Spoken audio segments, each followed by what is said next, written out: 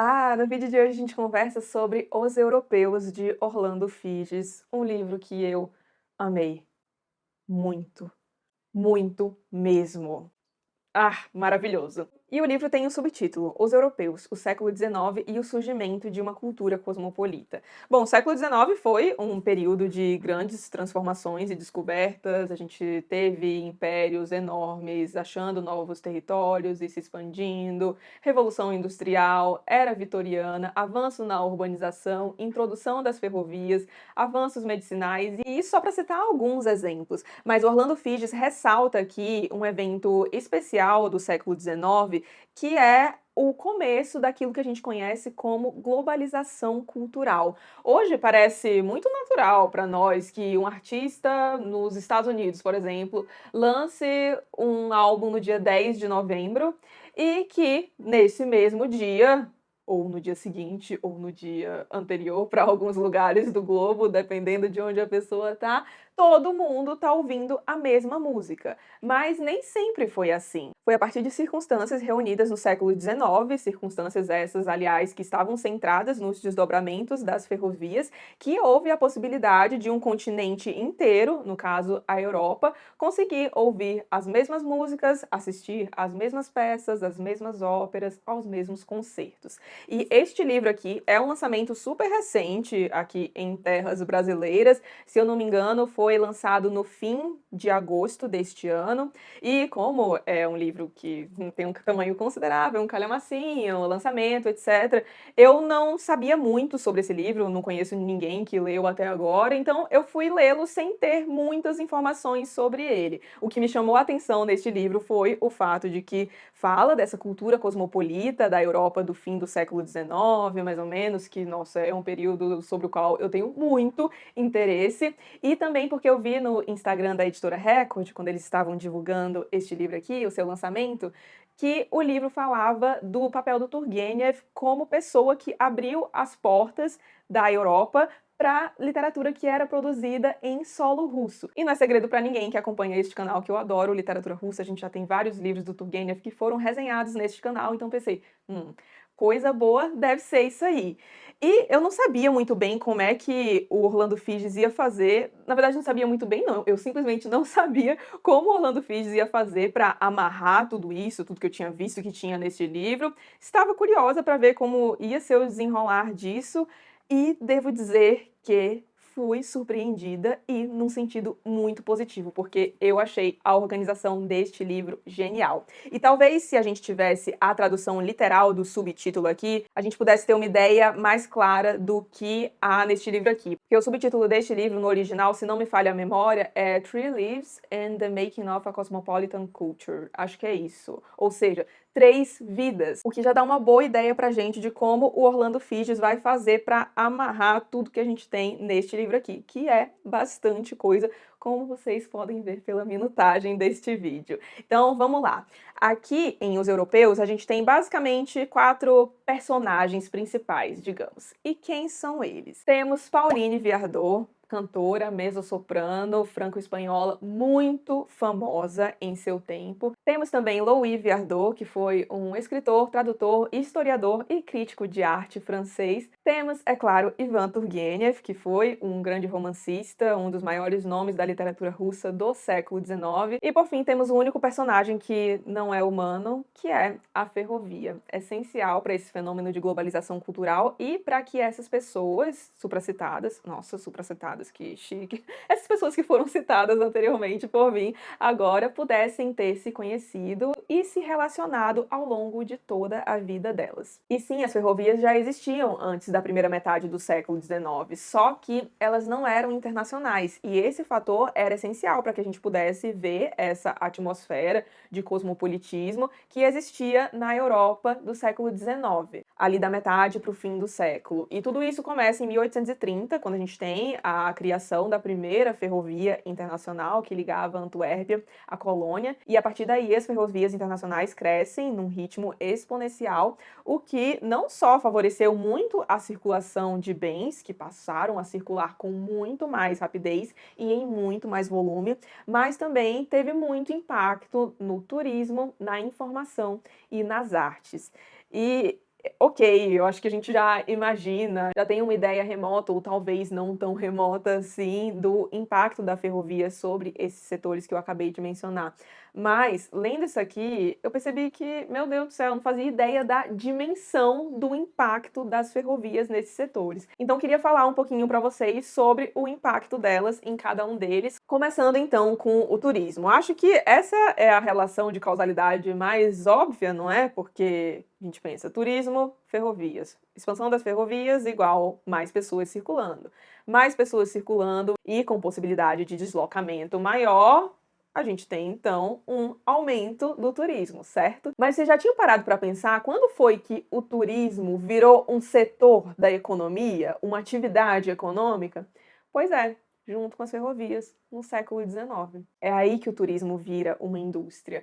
E eu falei agora há pouco dessa visão da ferrovia como uma força democratizadora, e isso podia ser visto na questão do turismo, porque antes das ferrovias, o turismo era um luxo, era algo para muito poucos, porque você tinha que ter carruagem, tinha que ter dinheiro, porque tinha que trocar os cavalos nas estações, tinha que ter os funcionários lá servindo somente a você, não tinha, digamos, como rachar a viagem, que é o que acontece na ferrovia. A gente tem um custo que sim, é muito grande, mas que é dividido pelas inúmeras pessoas que ocupam os vagões de um trem. Então acaba que o turismo fica mais democrático nessa época. E como há esse aumento de demanda por viagens, um crescimento do turismo, a gente tem alguns desdobramentos a partir disso, como, por exemplo, o surgimento das agências de viagem e dos grupos de viagem. Sabe essa padronização de roteiro que a gente vê ainda até os dias de hoje? Então, quando você for a Nova York, você não pode deixar de ir na Times Square, não pode deixar de ir ao Rockefeller Center, à Estátua da Liberdade.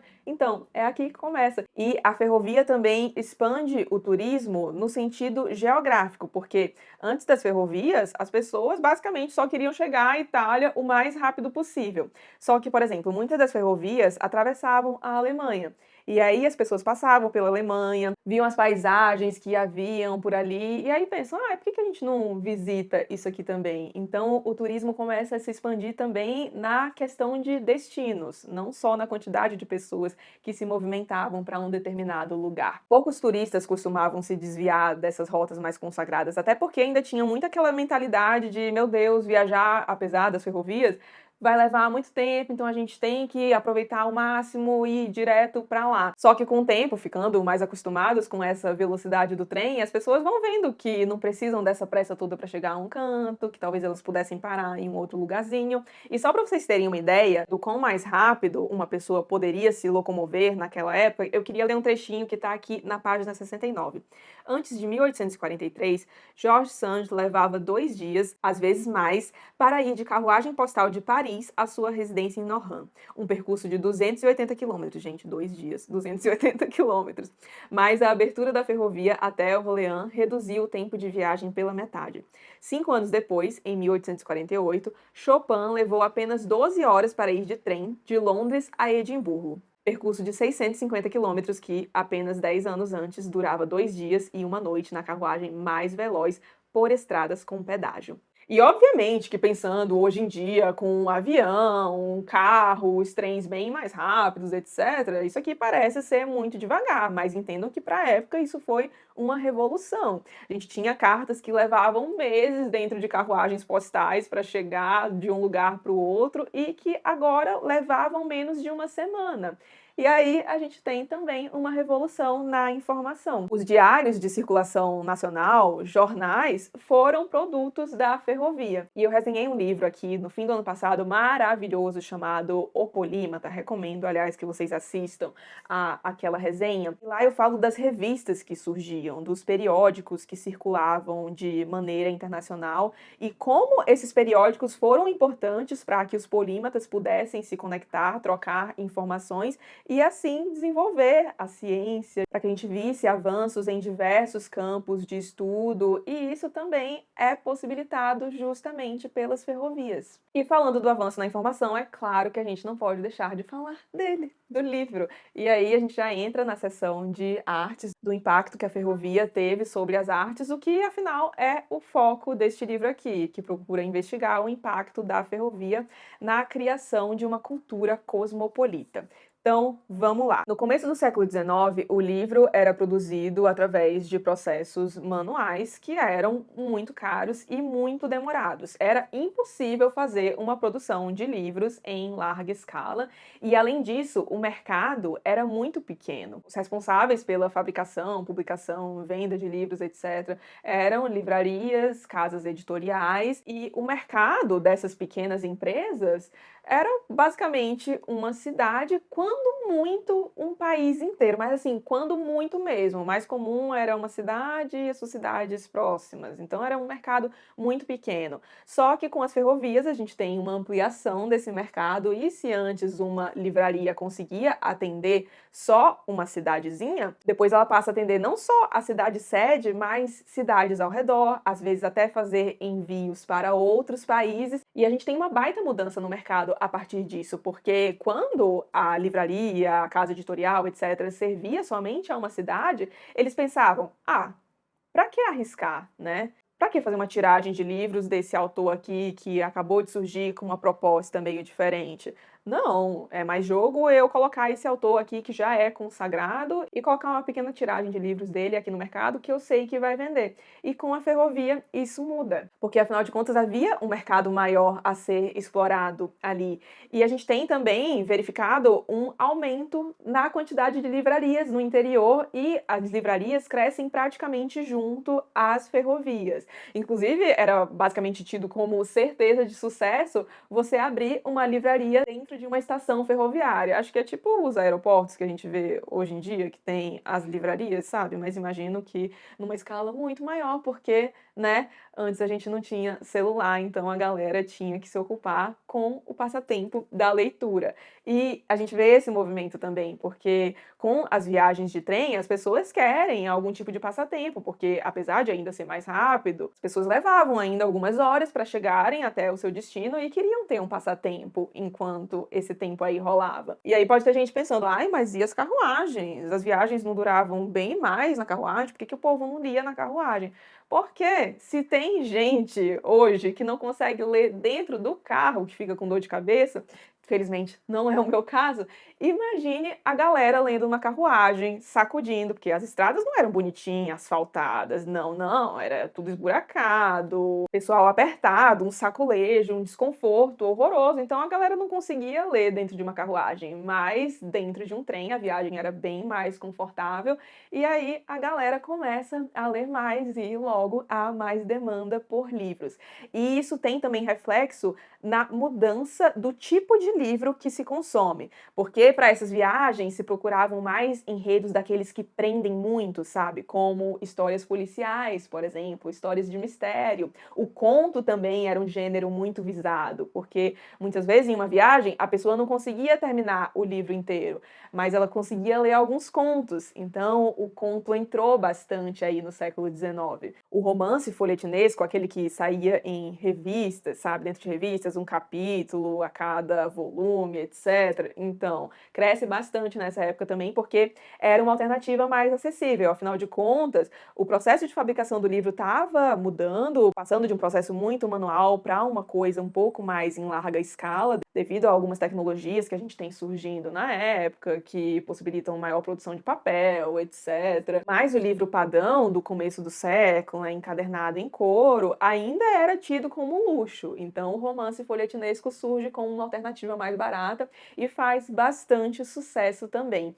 E um ponto que a gente tem que é de suma importância para a expansão do mercado editorial e para o surgimento dessa cultura cosmopolita é o aumento de traduções, porque antes eu, por exemplo, se eu nascesse no século XIX e fosse francesa, eu basicamente ia ler aquilo que havia na minha língua, que era basicamente o que os autores franceses produziam. Só que no meio do século XIX, o público leitor cresce num nível que a produção de um país só não é suficiente para abastecer o público leitor. Eles querem ler novidades. Então, já li isso aqui, queria ler alguma coisa de um outro autor. E aí, cadê? O mercado local não conseguia atender essa demanda. E aí começa, então, a vir a tradução. Então, se Dickens antes era só lido na Inglaterra, agora ele era lido na Inglaterra, era lido na Alemanha, era lido na França. O próprio Turgenev, que era lido somente na Rússia, em 1852, com a publicação de Memórias de um Caçador e tradução desse livro para o francês, passa a ser lido na Europa inteira, abrindo, inclusive, o apetite dos leitores pela literatura que se produzia na Rússia, porque pensavam, putz, isso aqui é bom, hein? E é bom mesmo, viu? Memórias de um Caçador, nossa, livro maravilhoso, tem resenha aqui, vou deixar o link para vocês. E eles pensavam, isso aqui é bom, hein? Quero mais de onde veio. E claro, a gente teve outros catalisadores além da ferrovia para esse movimento que eu acabei de descrever, como por exemplo, o aumento nas taxas de alfabetização. A gente tinha também um maior tempo de lazer das pessoas por conta do surgimento da iluminação a gás. Então, não ia mais dormir tão cedo assim, porque falava, nem tô com sono ainda, e agora eu posso ler, eu posso tocar piano à noite, porque eu tenho luz para iluminar. Então as pessoas passaram a ler mais por conta disso. Também tinha o papel das tecnologias que surgiram, que baratearam a produção de livros, possibilitando também uma produção em larga escala, e por escala a gente já entende que tem um custo mais baixo envolvido aí. É verificado também nessa época um aumento na renda das famílias, principalmente em Londres e Paris, que eram as principais metrópoles da Europa daquela época, mas não tenham dúvidas, a ferrovia foi essencial para toda essa movimentação ocorrida no mercado editorial, ampliação do público leitor, aumento nas vendas de livros, o impacto na tradução. E o legal, bom, legal para quem gosta, tipo eu, é que o Orlando Figes coloca alguns dados aqui, colocando então, a ferrovia aumentou X% nesse período, no mesmo período as livrarias aumentaram Y%, e aí ele vai mostrando a correlação que existe, sabe?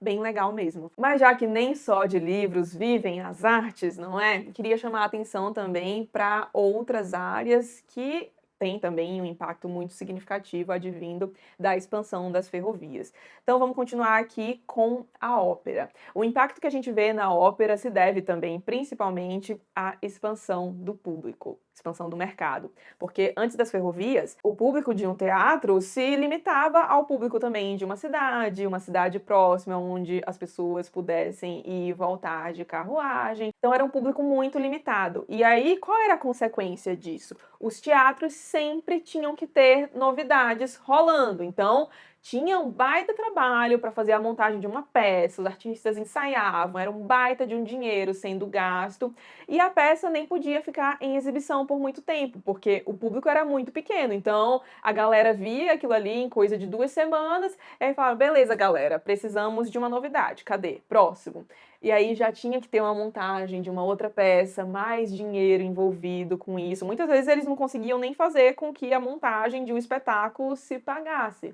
E com as ferrovias isso muda. Quantas vezes eu já devo ter falado essa frase ao longo deste vídeo, meu Deus? Se alguém estiver contando aí, pode comentar aqui embaixo. Mas continuando, com as ferrovias isso muda, porque agora tinha mais gente que podia vir até a cidade, até o teatro para ver um determinado espetáculo. Muitas vezes era possível, inclusive, fazer um bate e volta de trem para ver o espetáculo. Ou seja, o espetáculo podia ficar mais tempo em cartaz e aquelas peças que faziam muito sucesso entre o público podiam ser remontadas. E aí a gente começa a ter o quê? Um repertório, de certa forma, estável, que acaba gerando um cânone. Ai, não é muito legal ver essas relações? Nossa, eu adoro. E as ferrovias também foram muito boas nesse sentido para os próprios artistas. A Pauline, por exemplo, podia voltar para casa entre um concerto em um lugar e outro, coisa que ela não conseguia antes, porque ela não teria tempo hábil para chegar nesse lugar. Ela podia também se apresentar em mais lugares, porque se ela estava em uma turnê na Rússia, ela ia levar um tempão para chegar, sei lá, em Paris de novo. E aí teria um certo período ali em que ela não poderia fazer shows em Paris. Só que com as ferrovias isso muda, porque ela passa a demorar menos tempo para chegar em Paris de novo. Então ela consegue uma agenda com mais shows. E esse aumento de público tem impacto não só na música, mas também na pintura e fotografia. E principalmente numa melhor maneira de trabalhar o marketing e a publicidade. Porque tem esse público maior, e aí os organizadores de teatros, de museus, exposições, etc., passam a pensar, ok, se a gente tem todo esse público disponível aqui, como é que a gente vai fazer para trazer essa galera para cá? E aí o marketing na música é trabalhado através da venda de partituras, porque era muito maior a probabilidade de uma pessoa sair de casa para ir até um concerto, até uma ópera, até um teatro para assistir uma peça. Gente, a cachorrada ali fora tá complicada, hein? O que tá rolando? Será que vocês conseguem ouvir? Eu fiquei parada aqui um tempo esperando, mas tem um cachorrinho que tá na vontade ali de latir. Então, bom, espero que não. Continuemos. O que eu estava falando? Ah, e da questão da publicidade, né? Então, é muito mais fácil uma pessoa ir até um teatro se ela souber, já tiver certo gosto pelo que vai tocar lá. Então, tinha partitura sendo vendida para piano. Aí a mocinha ia lá, tocava o piano e pensava: nossa, que música linda, eu quero muito ir assistir a essa ópera.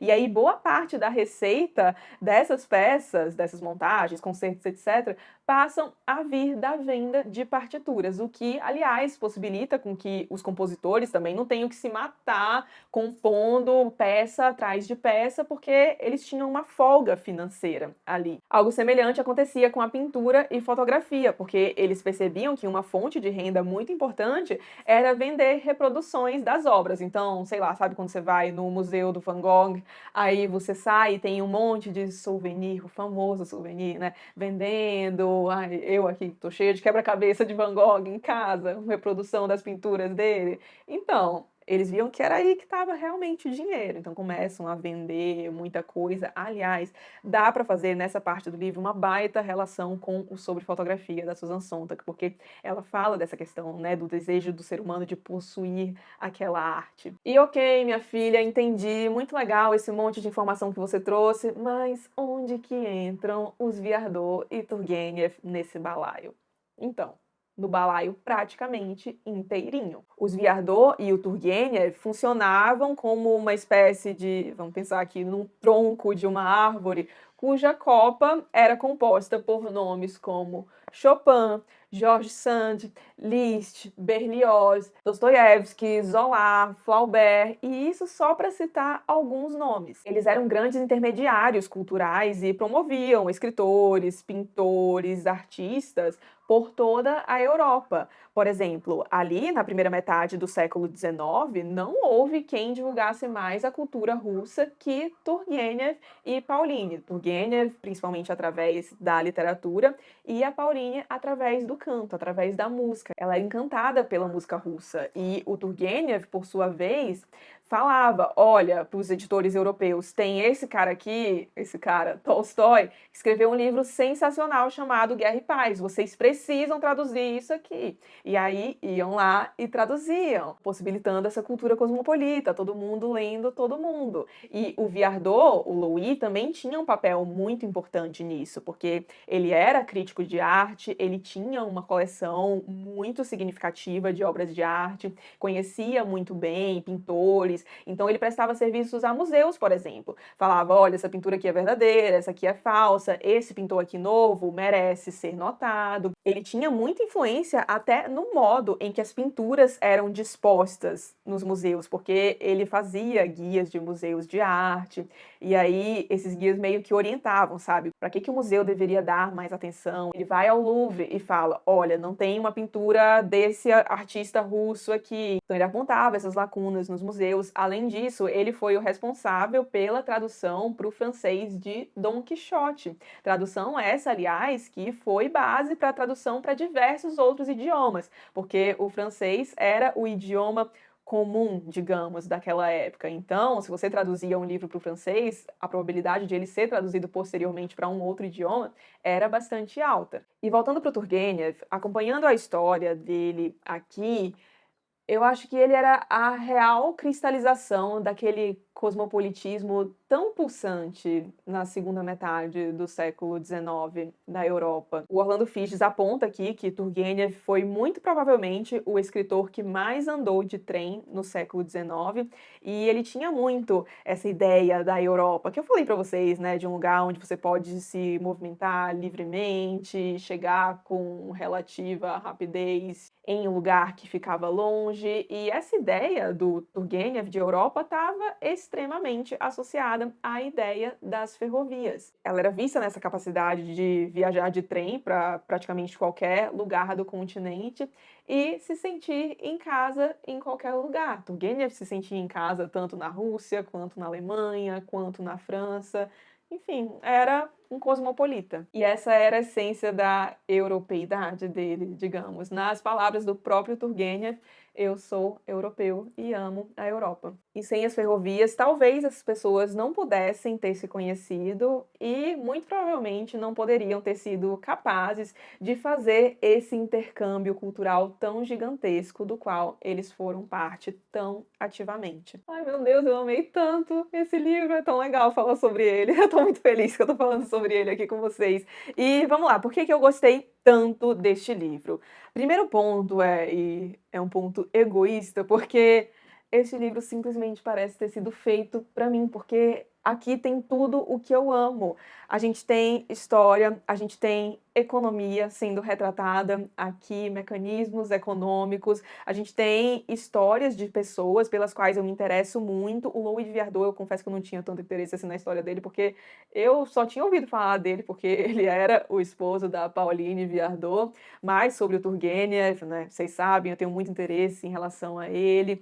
Esse cenário da Europa do século XIX, que, nossa senhora, eu já perdi as contas de quantos livros eu li que são ambientados nessa época, que retratam essa época, vide a autobiografia do Stefan Zweig, apesar de que essa autobiografia retrata mais para o fim do século, ali a virada, não é? E já mais do século XX, mas ainda assim, o comecinho, que é maravilhoso, fala dessa Europa cosmopolita que muito me interessa. Então, nossa, só aí o livro já me ganhou, mas, claro, tem alguns outros pontos também. Por exemplo, eu já falei que eu sou muito curiosa, então eu sou a pessoa que fica olhando para as coisas e pensa, como é que isso surgiu? Como é que isso aconteceu? E aqui a gente vê muito da origem de várias coisas que reverberam até os dias de hoje. Falando aqui da questão de livros, a gente vê como é que surge a figura do editor.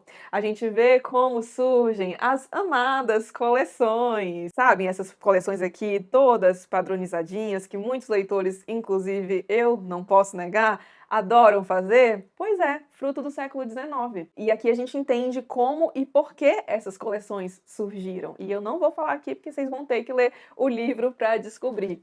Outro ponto, a questão do copyright é muito discutida aqui e é muito interessante de ver como que isso surgiu, porque antes a pirataria rolava solta. E isso era muito ruim para os artistas, porque eles não ganhavam com essas edições piratas. E eu fiquei chocada aqui com um caso que é relatado pelo Turgenev, de pirataria, que eu acho que foi até do Memórias de um Caçador, que ele examinou uma edição pirata que saiu numa tradução e o livro simplesmente não era Memórias de um Caçador. O tradutor tinha nitidamente alterado um monte de coisas ali, ou seja, aquilo estava rolando com o nome do Turgenev, mas não era o que ele tinha escrito ali. E esse desenvolvimento do copyright, dos direitos autorais e de um esforço internacional para isso foi muito importante para que esses artistas pudessem viver da sua arte. E a gente tem todo esse processo retratado aqui, é uma das partes mais interessantes do livro, na minha... Ai, meu Deus. Gente, que susto, achei que tinha aparecido alguém aqui.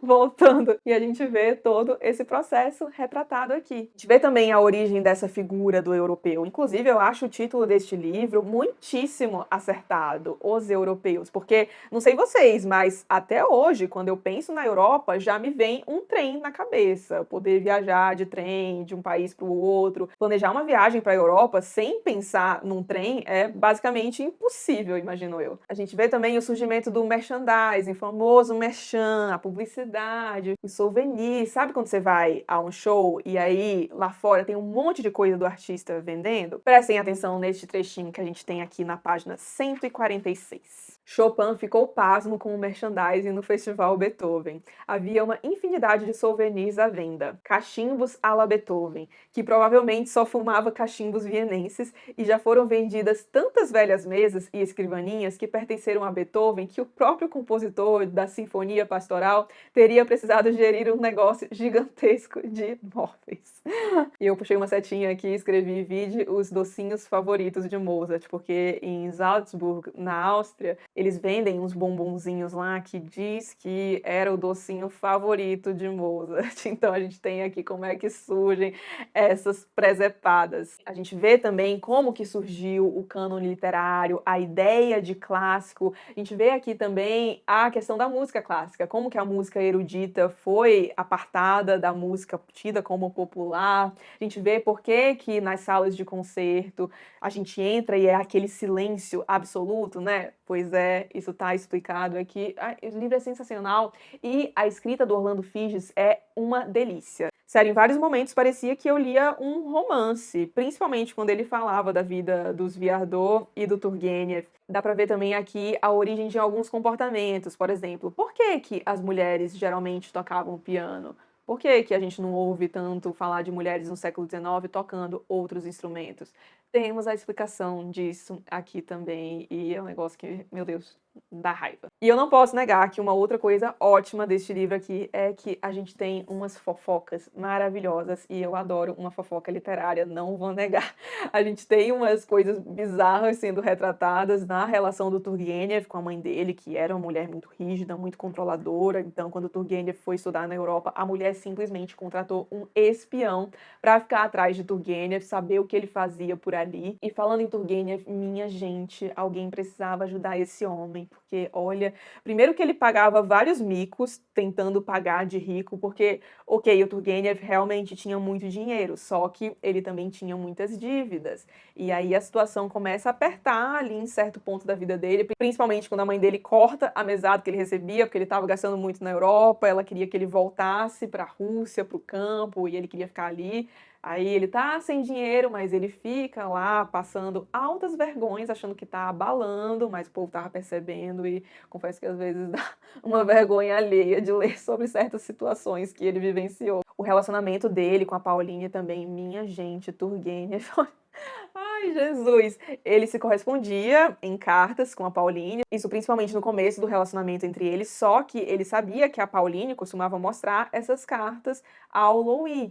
E aí, o que que ele fazia? Ele escrevia basicamente toda a carta em francês, só que quando tinha os chamegos, né, ele falando dela, fazendo alusão ao relacionamento deles, que inicialmente não era de conhecimento do Louis, ele simplesmente escrevia em alemão, porque Pauline entendia alemão, mas o Louis não. Olha que safadeza! Ver as picuinhas da ópera também chega a ser engraçado, porque eu falei pra vocês, né, que as cantoras, uma puxava o tapete da outra mesmo, era um negócio impressionante e chega a ser divertido de ver isso em alguns momentos aqui. É muito bonito ver a amizade entre a Pauline e a George Sand. Nossa, a George Sand incentivava muito a Pauline, a ajudou pra caramba. A gente tem também a famosa treta entre Wagner e Mendelssohn retratadas aqui. Ai, o livro é maravilhoso e o último ponto que eu queria ressaltar é que nossa, você aprende muito e aprende de um jeito delicioso, sério.